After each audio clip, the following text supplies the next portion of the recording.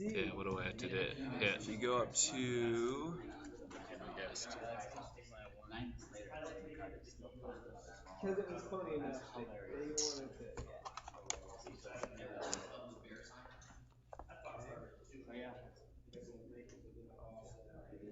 My piano tuner technician. perfect.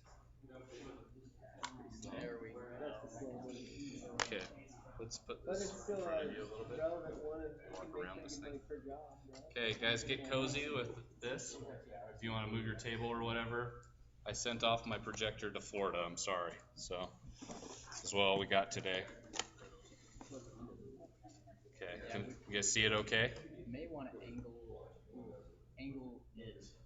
If we could angle it this way a little bit, maybe we can move this way, and then we won't get the sun glare. Like this? Okay, so you guys got to move your table this way because of the sun glare. No sun glare? We good on sun glare? Good on sun glare. So move your table. Sorry, guys. Mark, you didn't make it to the compliment, huh? No, sir, I didn't. Okay. General vicinity will hear you. Cool. If you want to, can you stand here instead? I can stand over here. Just move this corner over. I'll try not to move around the tendency to walk places. Well, you can walk like right here. I can wander. And up a teeny bit, and we'll be fine. Foot over, foot right. But yes, Shuffle yes, this. you can shuffle. Okay. All right, guys. This is more than the people that said they were coming. So next time, say you're coming, and I'll feel more guilty and go buy a projector or something. So Dillon here, he's the man at design. He does design over at Get Found First, and he wants to make a ton of money in life. So if you want to offer him a really awesome job, go ahead. He didn't say that. So no big deal. He loves his job over there, and he's learned some really great things working with some people that have some egos a little bit, right? Just a little bit. You know, a couple times people come back, maybe about 70 times, and say, I want this different color, or I want this thing different a little bit, and it's all based kind of just on opinions. And so when I heard that he had something a little bit better than that, a way to work with people, I don't want to spill all the beans, but some boards, some colors, different ways to work with people to overcome those issues, I asked him to come and speak to us. So let's welcome them here, and let's enjoy, and then ask questions throughout or at the end. So Thank you. Thanks. So before I get started, I just want to try and get a feel. How many of us are designers or have design roles in the company's way? A couple designers, okay.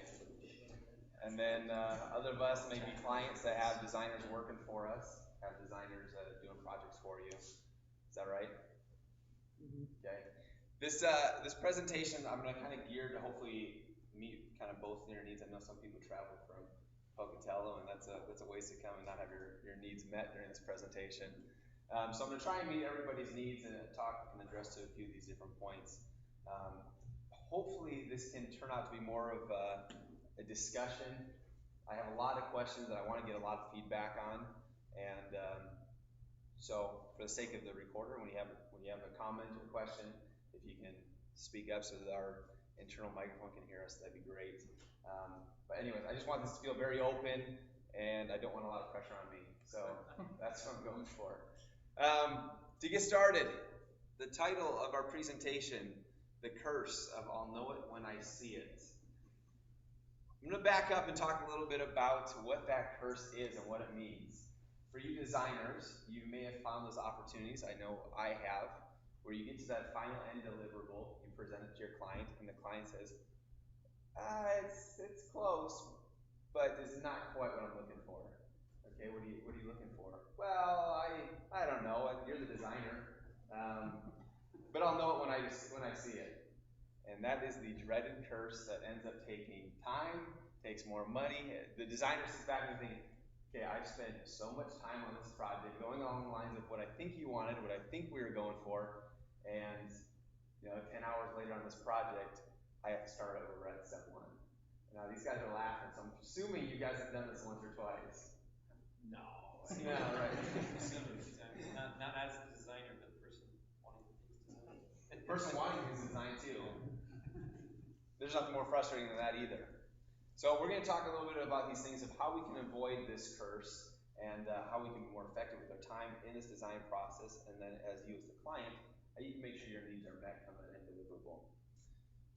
The curse of I know it when I see it stems from a poor design process. This is the face that we don't ever want to see when we present the final deliverable. The poor design process, poor communication is going to end up getting you down that path to the curse. And I'll refer to the curse multiple times, but again, we're going to talk about the design process, and we're going to talk about how we can update our process so that it's a little bit stronger. The curse sucks, and the curse sucks your money. So that's why we want to get over this. Where does the curse stem from?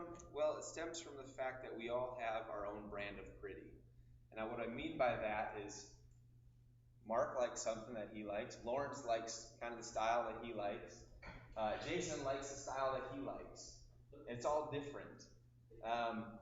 This PowerPoint is designed in my style. If it was designed in Get Found First style, in Brand with Get Found First, it would look more like this. But it's not. We're going to do it in my style, and it looks like this. So boring. So this is my style. So now, question, what does this style say about me? What can you read in about me by just seeing a few of my slides here? Make some assumptions about me. You're a very flowery person. Flowery, okay. Like Dynamic. bold. Attention grabbing. Okay. Now name some of the brands that you think I might be interested in. Anything with a beard. That's a giveaway. Ronnie. What's that? Ronnie. Paper towels and beard guy. Okay, we're getting a little off now. What brands do you think I'm involved in, or you think I follow, or I don't know, affiliate with? Red Bull. Other thoughts? Google. Other thoughts? I'll give you a couple hints. Transworld snorting. Does that surprise anybody now seeing that? Red Bull, does that surprise anything? No, it's all pretty much exactly what you say about me. That's my style. That's my brand of pretty. As a designer, though, what the client wants isn't always my brand of pretty. They have something that they're going after, and they have something that they're pursuing to target their specific audience. As the client, you don't want a designer who's designing your Red Bull for your brainwave company. You know, this wouldn't quite be fitting for your brainwave company. Not the same. I want to talk a little bit about archetypes. Is anybody familiar with archetypes? A couple of designers are nodding their head a little bit. Our own brand of pretty and how brands start to target individuals and their audience stems from these archetypes. You as designers, this is my first step in the design process, is figuring out our client's archetype, who they're going after. This might be a little bit small for some of you, but if you're looking at these archetypes, it's different than personas. It's different than coming up with what is our client, who he is. It goes a little bit more over kind of a label for our target audience. So we have labels of the explorer, the defender, thrill seeker, achiever. Now seeing a few of these slides, which one do you think I affiliate with? Thrill seeker. The goal or method to achieve great rewards to great risk. The brands that the thrill seeker affiliates with: X Games, Mountain Dew, Chrysler, Crossfire, Carnival Cruise Ships. Well, that might be different. Camelback. What's that?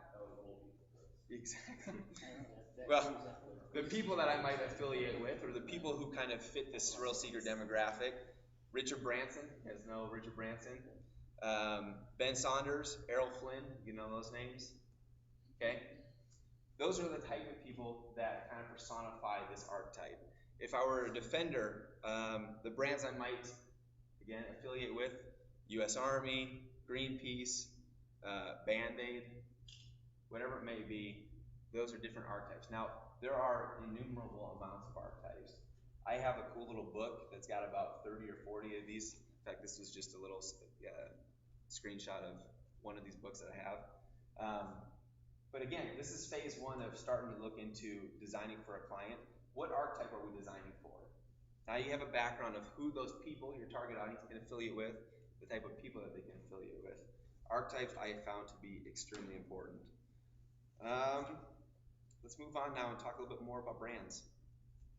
Can you say how you kind of get those, how you break them into that bucket?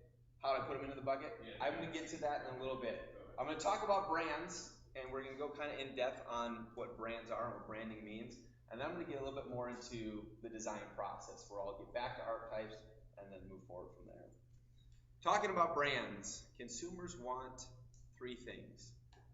These all stem from the hierarchy of needs. Consumers want affiliation, whether that's through friendship, romance, families, teams, groups. They want aspiration, status recognition, fame, and they want identity. They want that sense of discovery. They want to become. Everybody has this hierarchy of needs, and so branding for what these consumers want is key. So if we go to how can we start to develop these brands towards what our consumers want, how do we get that to them? Right? How do we get what our consumers want to them? Well, we don't do this. We don't show it to them. I'm sorry, we do show it to them. We don't tell them. What we don't want to do is you don't want to say,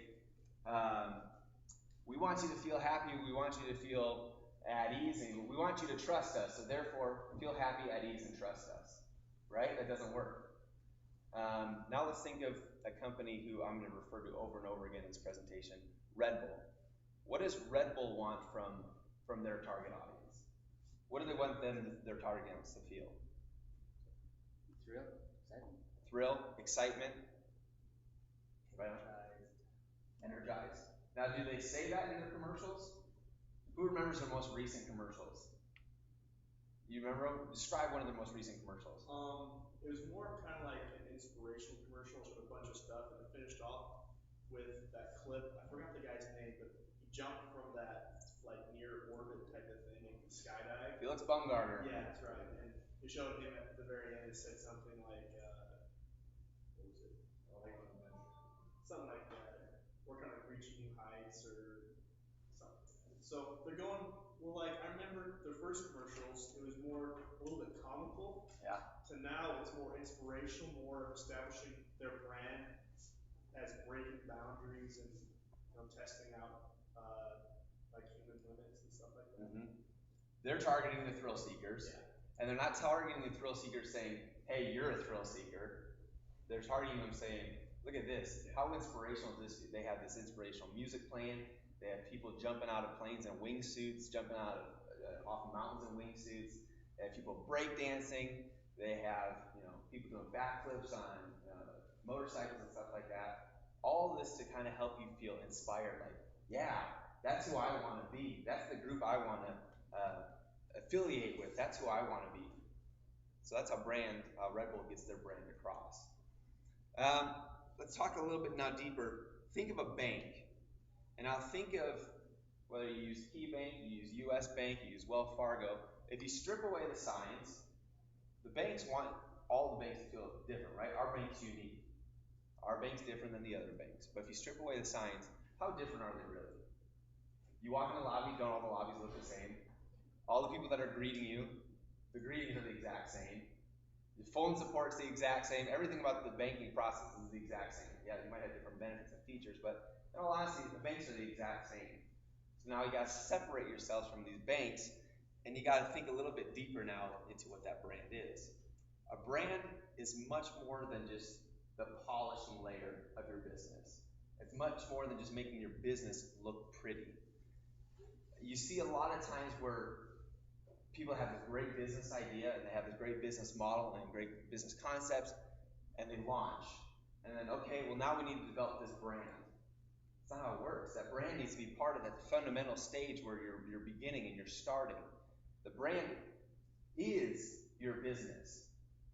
Instead of just saying, well, we're a giving company, we like charity and we support eye clinics in India, which was a hint on what I'm going to end up talking about a little bit later. You got to prove it. How do people know that you care about charity, you care about giving, if you don't show it? If your business is stemmed around donations, how can you prove that if your target audience doesn't see you donating? So it comes a lot more than your brand is an afterthought. It's right there in the beginning. It's right there in the beginning. I'm going to go to Stu now. I prepped him for this, so I'm not putting him on the spot. Stu started Get Found First in 2008. 2008. Would you mind explaining how you perceive branding then and how that's changed over the years. Sure. Yeah, I remember when I started Get Found First, it was kind of happened because it had to. I'd been laid off from a company here in this building, and no names, right?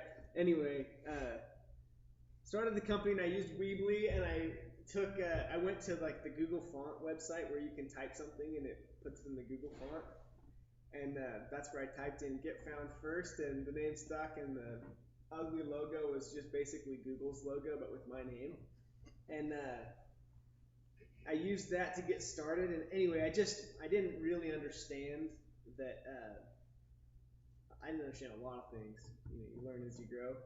But I remember starting to tell business owners when I would talk to them about their website that I'm going to send this traffic to your website, but your website needs a lot of work. It's really not up to par, and it doesn't do it like you say you're the best dentist in town, but your website says you're like most dentists, and most dentists have really ugly websites. So if you want to show that you're the best dentist in town, you should have a pretty site. And as we've evolved, we've tried to get prettier and better and match our look and feel in our website with the type of service we can provide. And it's a growing process with a startup, and I think your brand does evolve as you evolve, especially if you're a service-based business. But it's so important. In 2013, it matters more than ever before. If you want to get sales, you got to look like you're as big and good as Walmart, and especially if you're ranking on the same terms as them. Mm-hmm. And branding is not something that should be done 4 years ago, and then you're set and forget. Let's move on. Let's continue going. Your audience is going to continue to change. They're going to continue to adapt and develop to other things in the world that continue to change the way they think and change the way they perceive your brand.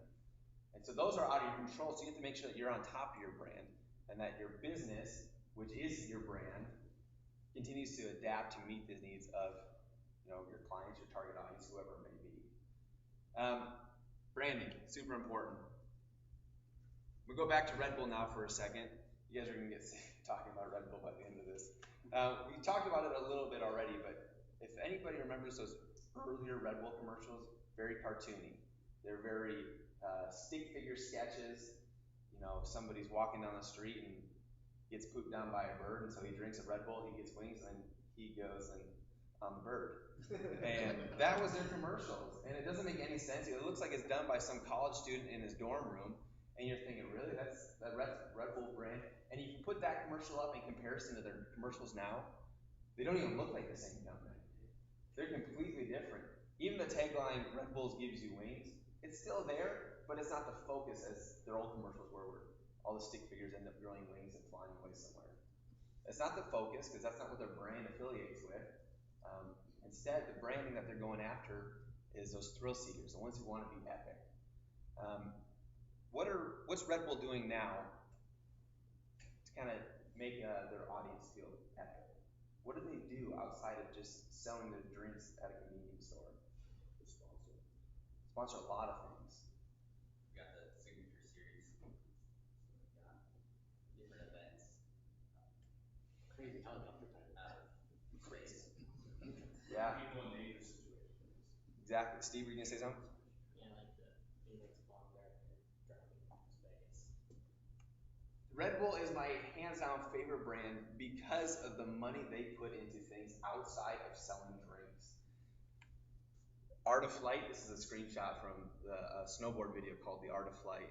It sponsored a snowboarder named Travis Rice, and he takes his gang all around the world doing the most craziest things you've ever seen done on snowboards. There's a Red Bull helicopter. Their pilot is insane. They're doing the most insane things in that helicopter. Backflipping helicopters, stalling helicopters. You feel like you're watching the A-Game. Is that what the A-Team? That's what the movie is called. The guy is just insane. But he's not the only pilot they have. They have an airplane, a stunt airplane guy that does it. They have so many people on board their team that don't sell Red Bull drinks, but they help solidify this brand. Here's one of their trophy trucks. They also have rally cars. This was actually at a stunt in Vegas, and it was going to be the first truck to do a backflip. What does that have to do with selling energy drinks? But it's sweet, and they got a lot of attention.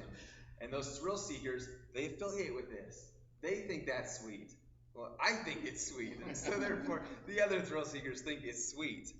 Felix, we already talked about this. They sung, when this happened, this is when my love for Red Bull really took off.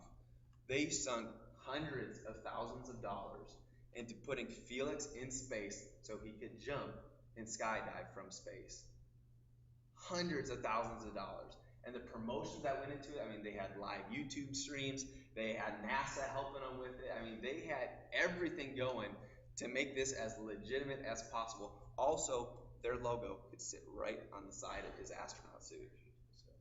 It's crazy, isn't it? And I mean, this was in the national spotlight, this was all over the news, this was everywhere. And it wasn't so much about go buy a Red Bull drink, but this is what Red Bull does. Don't you want to think, I mean, aren't you that cool? Aren't you that epic? Love Red Bull. I'm going to talk about another brand. Anybody recognize this logo? Mm-hmm. Couple guys.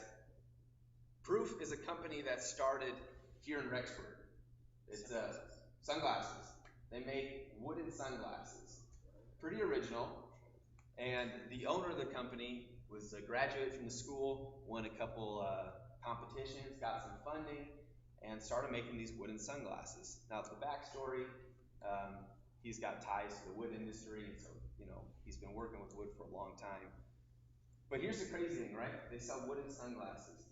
They're priced, well, you guys know gas station sunglass prices, right? You can pick those up for $10. They sell their sunglasses for $140. Wooden sunglasses for $140. They make these sunglasses for $14. And they sell them for $140. They were actually, you guys ever heard of the TV show Shark Tank? Where the entrepreneurs go and pitch their ideas to the sharks and they get funding. They were on Shark Tank a couple months back, and that's when I kind of got their background business numbers. They do all their packaging and manufacturing their sunglasses for $14 and sell them for $140. Now, how can you justify that? My favorite sunglass company is called Knockaround. They sell sunglasses for $14, and I love them because my son breaks them, and then I can just buy a new pair and don't feel bad about it. But that's a completely different target market, right? The $14 sunglasses versus the $140 sunglasses. Who do you think the $140 pair of wooden sunglasses appeals to? Younger demographic. Like in the 20s. Yep. Spending daddy's money on sunglasses type thing. Celebrities. Single guys. Celebrities wear them, and people just want to look like they've got cash. They do look like they got cash too. I mean, Proof, the sunglass company, on their Facebook page, they'll post pictures of Beyonce wearing their sunglasses and big name celebrities wearing their sunglasses. And they have a brand that fits it. You don't complain about, man, they're $140 sunglasses, because they have a brand that supports $140 sunglasses. You look at some of the things that they do, and this looks $140 worth. You look at this and you go, I want to affiliate with that. This is my surfer crowd. This is my hipster crowd, whatever it may be. I want to affiliate with that. And if I have to spend $140 to do it, I'm totally down to do it. It's different than the guy who goes into the convenience store and buys a pair of sunglasses at the gas station. $140 sunglasses, it works for this company. So whatever your business is, if you have a brand that can support whatever it is you're trying to do, you can make it happen. Mark, I'm going to call Mark out too. Mark was on campus, IBC. Are you guys familiar with that? It's the Integrated Business Core, isn't that what it stands for? And basically a group of students, they start a business on campus, and they sell their product. Mark's company, semesters back, did sunglasses. Now, there were some stipulations where they couldn't sell their sunglasses below a certain price. In IBC, the go-to answer is to sell your stuff for cheaper. That's what everybody thinks. That's the magic answer. Sell your stuff for as cheap as possible, because BYUI students are cheap and they want it cheap. Well, Mark's company couldn't do it because the bookstore said, well, if you're selling sunglasses, we sell sunglasses, you have to sell your sunglasses for at least $20 or we're not going to let you do it. Now, their sunglasses weren't $20 sunglasses, and Mark can attribute to that.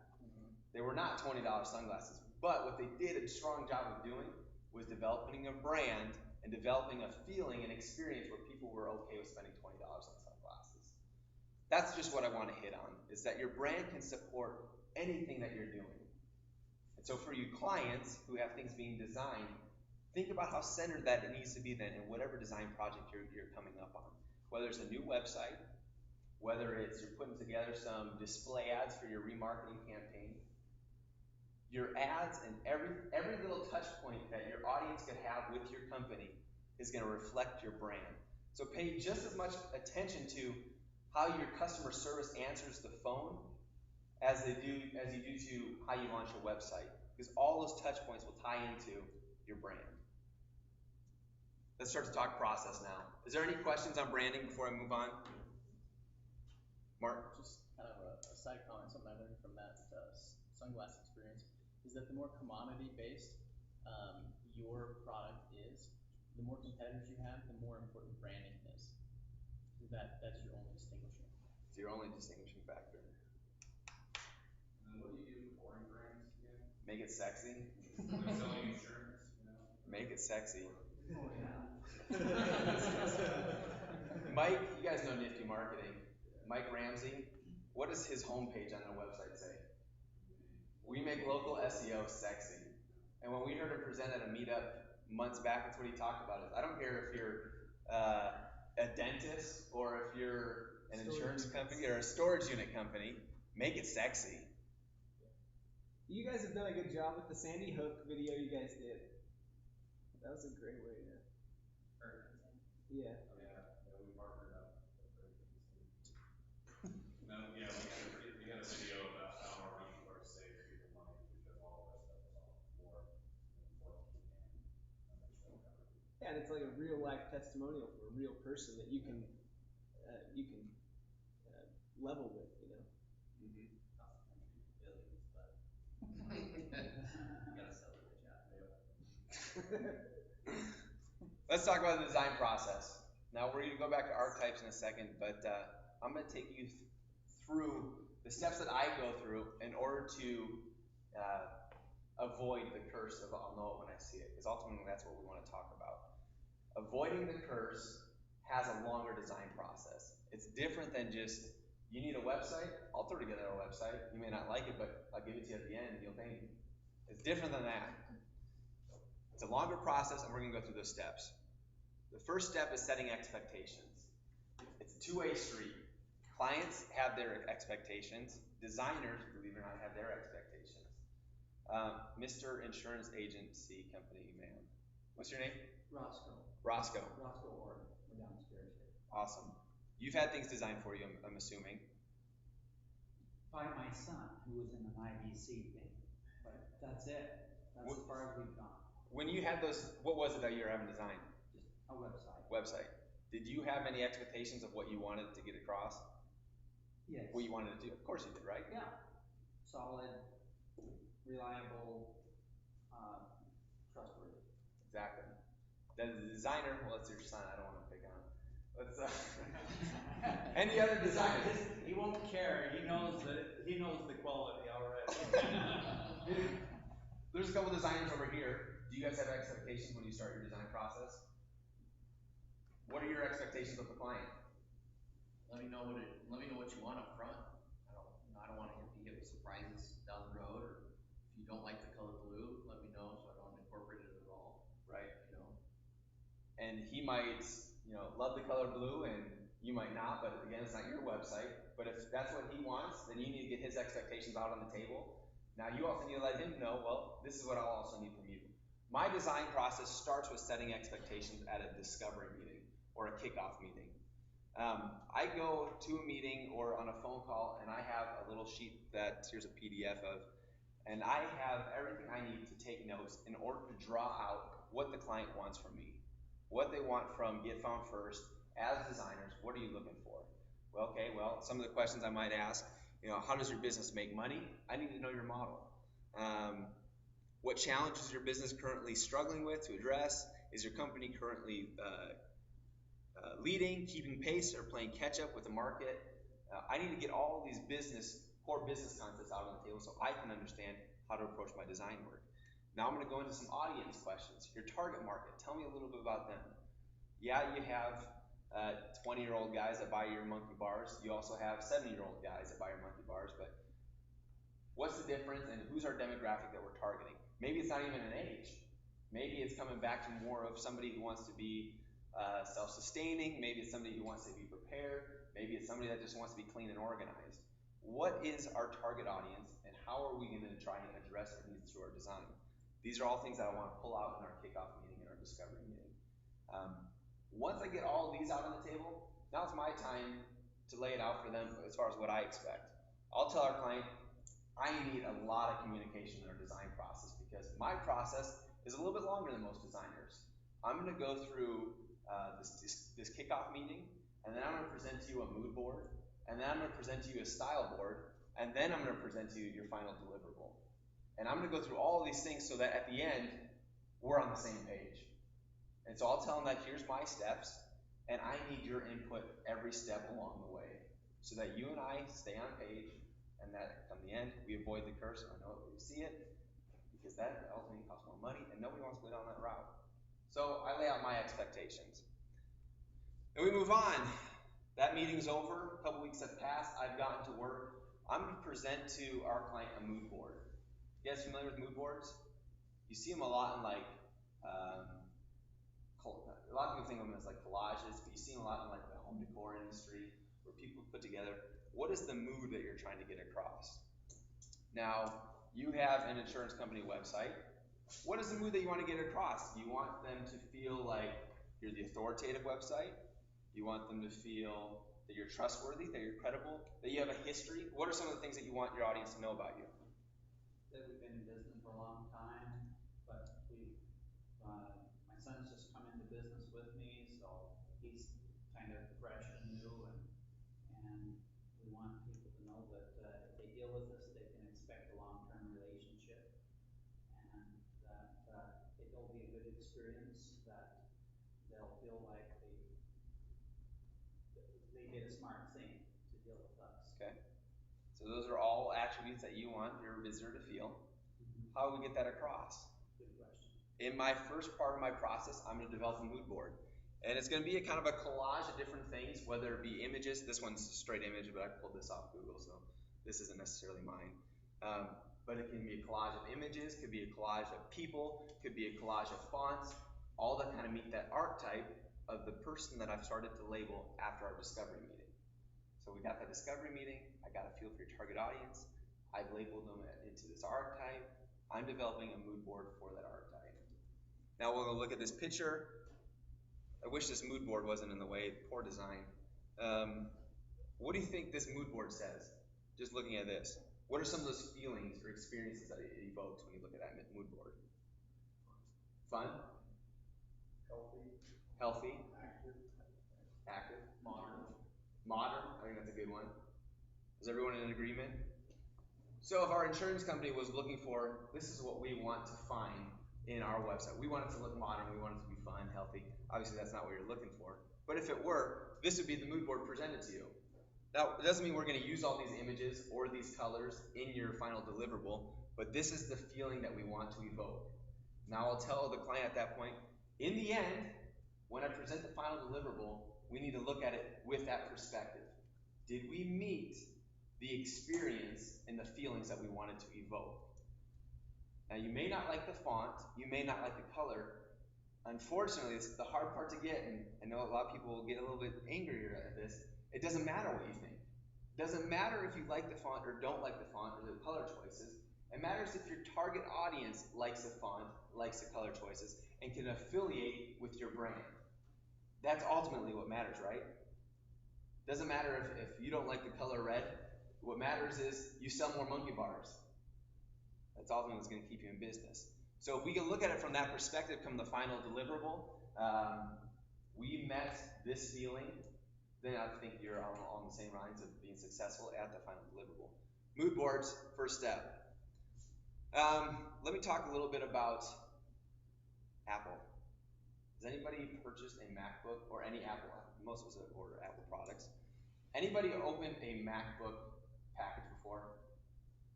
These guys, the designer guys as well. That's funny. Or, not really, I'm a amateur designer. Tell me a little bit about that opening an Apple package. Just, Heavens, celestial even. simple, clean, elegant,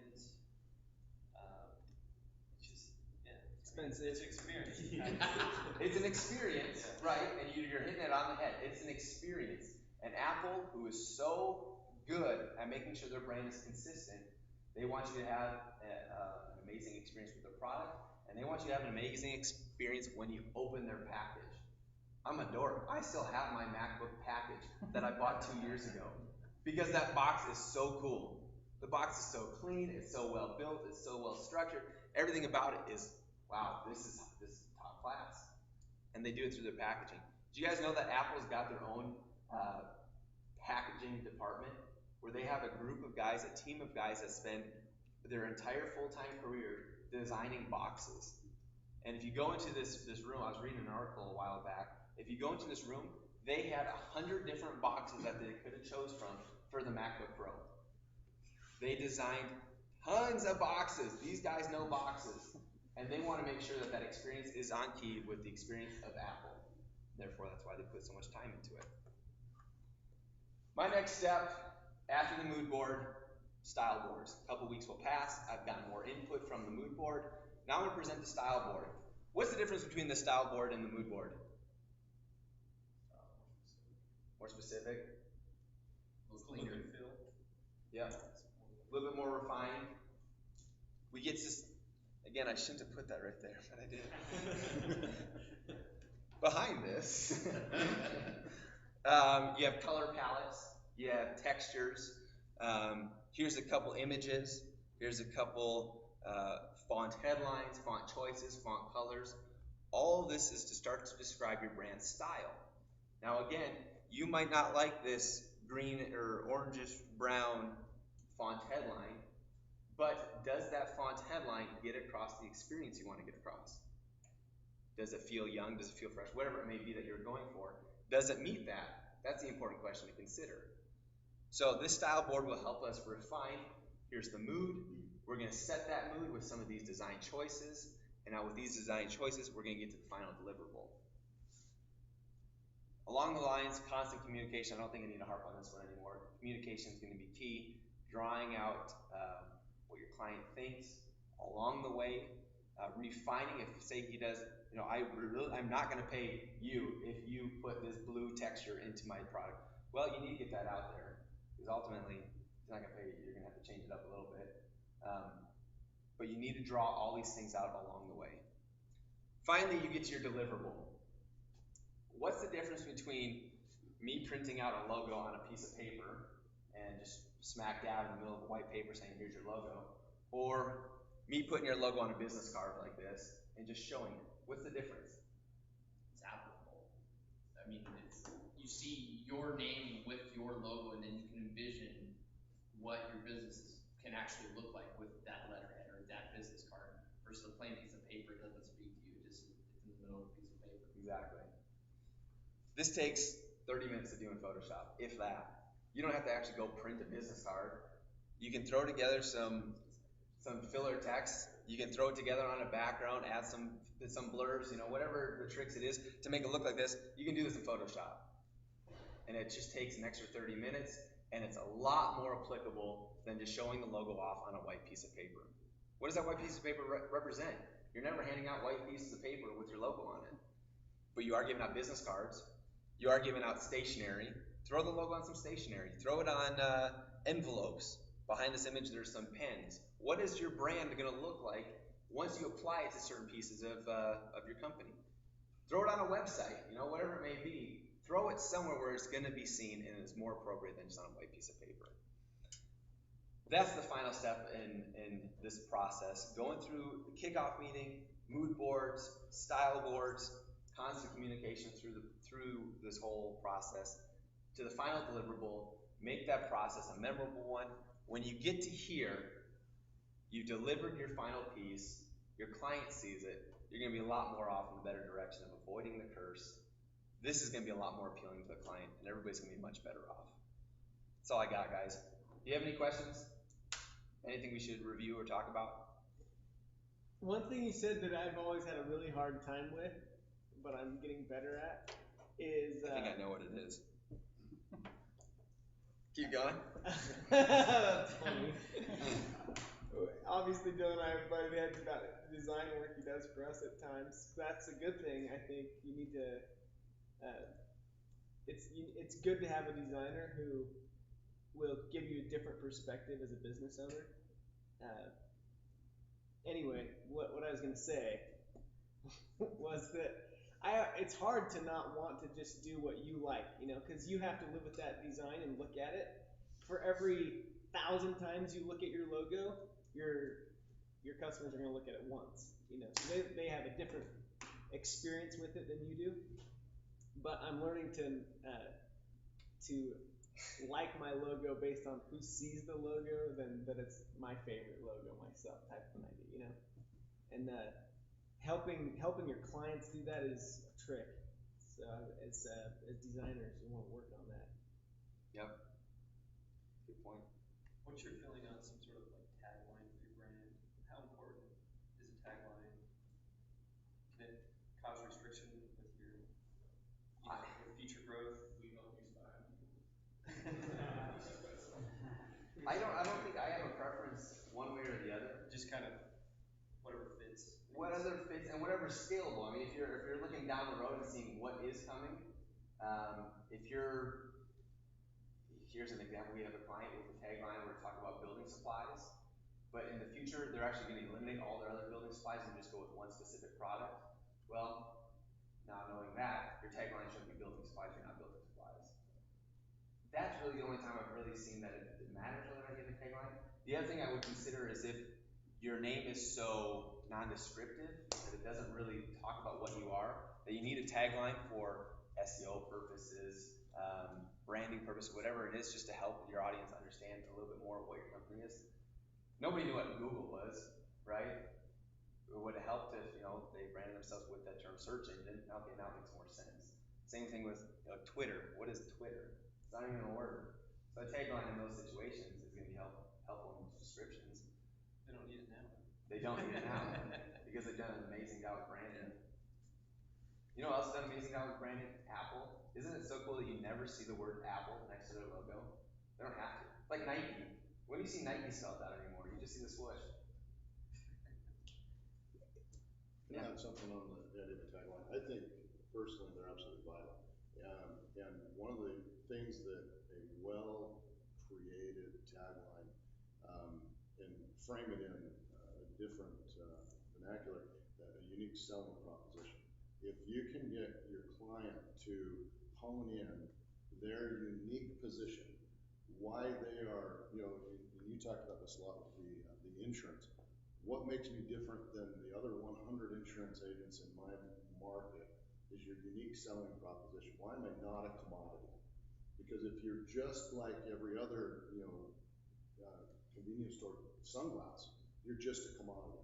That tagline, a well-built, unique selling proposition, is going to differentiate you as a viable, real product, and not just another commodity out there that they can get at this corner versus this corner. They want your corner because your tagline is going to drive that unique position that only you bring. And that's where, when I work with my clients, we are really driving in what differentiates you from every other commodity that sells something like you out there. And that's that tagline. I like that. I'll learn from that. I like that a lot. Any other thoughts, questions before we close it down? Mark? Just from an SEM perspective, we've been applying this with our landing page optimization, our conversion rate optimization with clients, and it's phenomenally important to use this process when doing that. With our landing page and conversion rate optimization, what we're using is a lean process. We've gained a lot of our methodology from the lean analytics type of process of quick, fast, lean iterations. And unless you have a line drawn in the sand saying, yes, this landing page is okay because it fits the the mood we're getting across, or no, it's not. You're going to spend so much time in development that you cannot quickly iterate, and you're leaving money on the table. So. Yep. Steve. And one thing I noticed is be careful where you compromise, because there are things you can't compromise on. If you really do like a certain color or certain way of doing something, then it's possible that could fit in and still need it. Just make sure you're compromising on details you can compromise, and you don't compromise the end goal. Yep. You can be ineffective. There's times that you can compromise and times you can throw your hands up in the air and say, whatever, it doesn't really matter. I think Steve has had one of those experiences with a website background in particular, where the client went back and forth with him about 10 different times, like, no, use this image. No, use this image. No, use this image. Was that Drake Ortho? It was. That's awesome. My brother's orthodontics practice. But it ended up coming down like, do you use these pine trees, or do we use this further zoomed out version of a forest of pine trees? I'd say in those situations you compromise and say whatever, doesn't matter. Yeah. That's the beauty of our industry is we have the ability to test and track. Yep. So throw against each other and just whether you can optimize later unbalance or Right. side optimize, just test it and let the data make the decision instead of throwing egos into it. Yep. And that's actually a really fun process once you get into this development and the client comes back and says, well, I think we should try this. Well, that's a good idea. We can definitely test that out. We know that these are best practices. Let's test that out and let's just compare. The data will ultimately tell us the answer. Yeah, the struggle then is, testing's great, but if you get 800 people to your website a month, it's a long time before you have very statistically significant data, right? So. That's when you throw your hands up in the air and say whatever. Do a focus group. Yep. Focus groups work really well. But that being said, a few friends of mine changed the size and the font of their navigation and increased their sales like 40%. So it's working. Thank you guys, I appreciate it. Any other comments? Good. Thank you guys.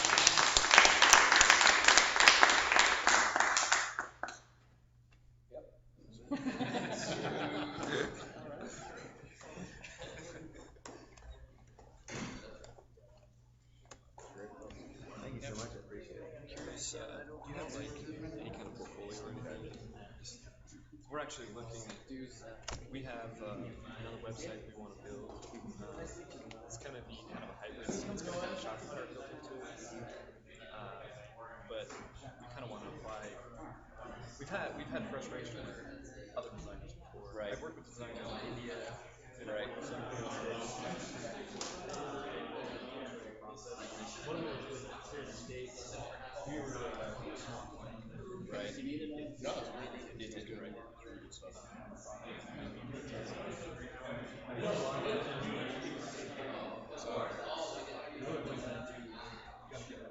Very specific.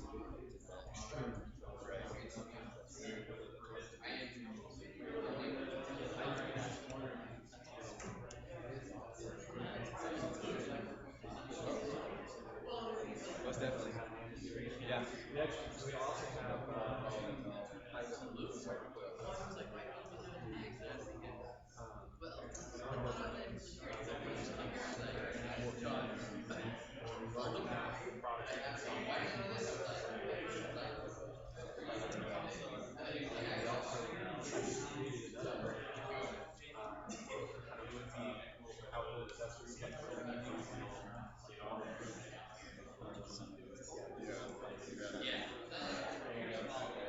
basically all that brand is a logo like this, but we eventually want to have a website. One of my guys is actually one of our first product solar charger for batteries. Cool. But that's a side Let's do it. Let's do it. I have a lot of my portfolio pieces on my LinkedIn page. Those are like personal things that I've worked on. All my stuff that I've done for Dillon first. What kind of experience do you have, like, Yeah, I forgot to hit stop. I report all of our secret conversations.